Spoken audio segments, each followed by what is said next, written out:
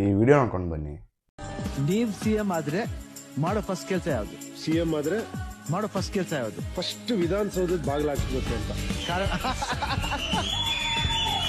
ಯಾಕೆ ರೀಸನ್? ಯಾಕಂದ್ರೆ ನಾನು ಹೇಳ್ತಿರೋದೇ ಪ್ರಜಾಕೀಯ ಅಂತ. ಬಟ್ ಆ ವಿಧಾನಸೌಧ ನೋಡಿದಾಗ ರಾಜಕೀಯ ಅನ್ಸುತ್ತೆ. ಅಲ್ಲಿ ರಾಜರು ಕೂತ್ಕೊಳ್ಳೋದ್ರ ಅರಮನೆ ಕಟ್ಕೊಂಡಿದ್ದಾರೆ. ನನ್ನ ಪ್ರಕಾರ ಅವರೆಲ್ಲ ಬಂದು ಕ್ಷೇತ್ರದಲ್ಲಿ ಕೆಲಸ ಮಾಡಬೇಕು, ಪ್ರಜೆಗಳ ಜೊತೆ ಕೆಲಸ ಮಾಡಬೇಕು. ಆ್ಯಕ್ಚುಲಿ ಉಪ್ಪಿ ಸರ್ ಇಲ್ದಂಗೆ ಆ ಮೂಮೆಂಟ್ಗೆ ಎಲ್ಲರೂ ಕಾಯ್ತಾ ಇದ್ದೀವಿ.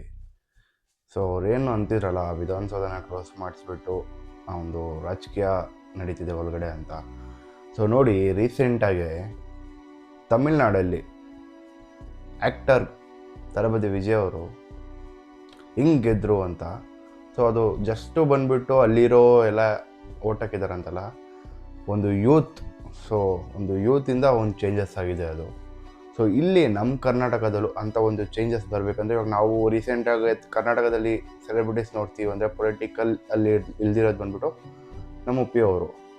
ಸೊ ಈ ಒಂದು ಚೇಂಜಸ್ನ ಅವ್ರ ಕೈಲಿ ಮಾಡೋಕ್ಕೆ ಸಾಧ್ಯ, ಯಾಕಂದರೆ ಅವರ ಒಂದು ಐಡಿಯಾಲಜಿ ಬಂದ್ಬಿಟ್ಟು ತುಂಬ ಡಿಫ್ರೆಂಟ್ ಆಗಿದೆ.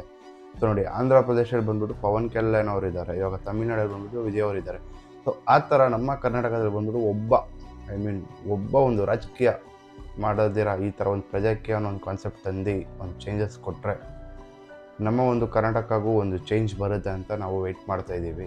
ಇವ್ರ ಕೈಯಲ್ಲಿ ಏನಾದರೂ ಚೇಂಜಸ್ ಮಾಡೋಕ್ಕಾಗುತ್ತಾ? ಈ ಥರ ಒಂದು ಮ್ಯಾಜಿಕ್ ತರೋಕ್ಕಾಗುತ್ತಾ? ಸೊ ತಮಿಳ್ನಾಡಲ್ಲಿ ಏನಾಯಿತು ಆ ಥರ.